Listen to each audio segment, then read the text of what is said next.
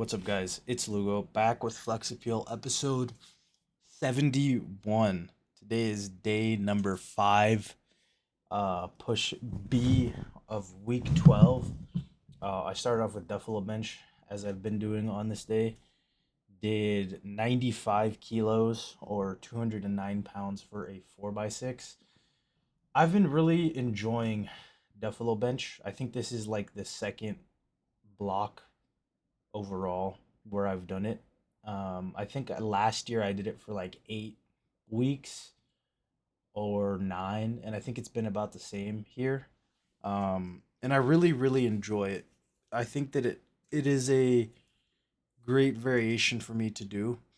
And I'm like really wanting to see how it performs during a strength block and seeing what it can give me, but I might move it down to like a tier two and keep in like a Spoto bench in my tier one slot.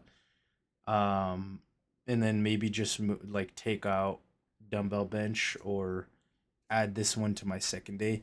The only thing is like it gets kind of annoying because you got to swap the bars out and stuff. But I think I might just do a strength block with it and see. Specifically just because I'm like weak right now and I'm like pretty far out from where I need to be. So I might just do it to test it out and see how it feels and see how it goes. I kind of wish we had a more aggressive um, camber bar for like bench, like a Yukon bar or something. But this one works very well, especially because my grip is not super narrow. It's a little bit wider.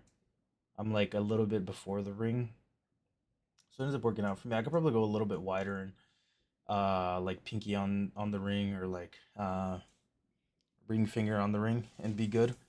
I'm not sure if this is my actual bench grip, if I'm being honest, because I don't know the one to one.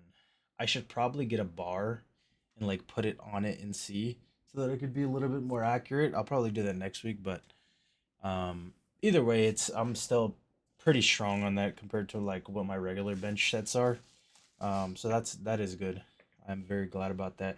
I think I need to pull back on dumbbell bench. I think it's getting to that point where I mean, I guess it's been past the point where I'm getting like productive reps and training out of dumbbell bench because I'm just like unga bunga. I really want to do 100 on the dumbbells. And it's just kind of like I I don't know if I strained my shoulder. I put it in a really bad position when I was doing my last few reps on these two sets where it's just like this one's pushing a little bit, the left shoulder's pushing a little bit too hard, and it ended up like affecting my shoulder press after because it was feeling weird, not hurting, but definitely not like I'm fully 100% on this. And it's definitely because of the dumbbell bench because after I did that first set I was feeling like, oh shit, like I'm not hurt, but it definitely strained it in the wrong way. So I'll probably pull back next week on dumbbell bench and just go to 90 or 95, do like a 3x10 or something. Um, just to get volume in on my chest, especially moving into like a strength block. I don't need to be pushing um the accessories that hard currently as I've been doing. I honestly don't really even think it's like productive to do like a fully failure if the reps are getting that ugly. Like it's something that people can argue about, but I just don't like it. Especially there, I feel like I definitely put myself in a place to get injured. And I didn't get injured because I'm like my body's pretty resilient, but it definitely did not feel good. And I think that that just kind of ruined my my shoulder press because I was like, it just didn't feel good. And I got the sets done. I had to take a little bit more time in between to like give it some time to rest, but it definitely just didn't feel that good to do. And I think with this, I I'm gonna keep like flies in my rotation as I move into the strength phase, but I'm going to strip a set, so they're just gonna be at the end of my pressing for one set on both days, and then add a set to my secondary exercises. So day one, incline, day two, or push B would be dumbbell bench, 3 sets each. And that'll probably be good. I'm also going to change my incline from what the machine is, whatever the bench is that's set up, probably like 45 degrees. And I'm gonna go a little bit lower on the incline because I still feel like the 45-degree one or whatever degree it is like predominantly front delt. And I could definitely tell, even if I'm like arching more, it's definitely more front delt. And I need to get more chest stuff in for my training because I feel like my front delts are just stronger than my chest right now, still relative to where my bench is. And I really, really need to get stronger pecs. So low incline still, people will be like it's just more shoulders or upper pec, but when you raise the incline, it's not instantly just front delt. Like you get a lot of chest activation in a low incline.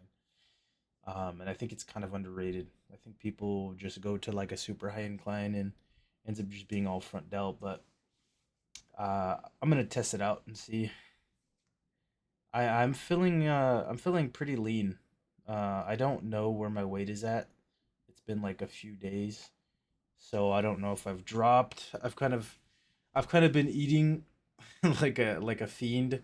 My dad brought home like some ribs and fries. I think it was like Friday, maybe it was Saturday. I just destroyed it. It was so good. Um, and so my weight ballooned a little bit because of that, just like extra water weight from how much salt was in it and how much fat was in it. So I definitely retained some. I feel like I've kind of dropped it already because um, I'm just feeling a little bit leaner after that. And then yesterday I kind of had some chips, maybe a little bit too overboard for sure. But I always try to keep my calories within check. So even if I'm like having a cheat meal or something, as long as I keep my calories down, that's really what matters. Because in the grand scheme of it, it won't really affect it that much because I'm always do on my diet after, and I'm always just being consistent. So it's a very like needle in the haystack type of situation where if I cheat, it's just once a week or once every few weeks. So far, I've been pretty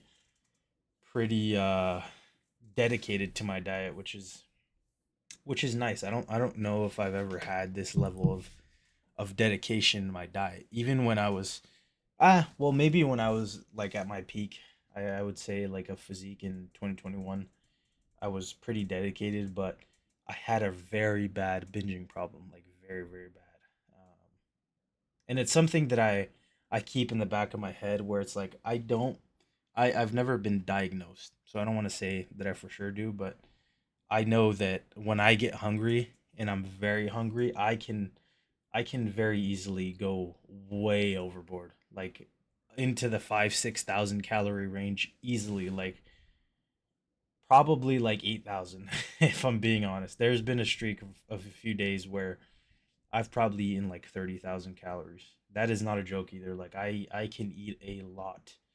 Um, so just keeping the food noise in check is something that I it has become very important to me, as well as just like making easily accessible food, so that I could stay on my diet. Because one of the biggest problems is like if I'm hungry and there's nothing around, I'll just start grabbing stuff.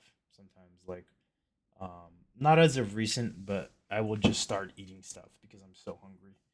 Um, but I'm kind of rambling now. That's pretty much it for today. If you enjoyed the video, consider leaving a like, a comment, or a subscribe. And I'll see you tomorrow for pause squats, day 6, and hopefully a good session. Not hopefully, it will be a good session. But if you enjoyed the video, I'll see you tomorrow.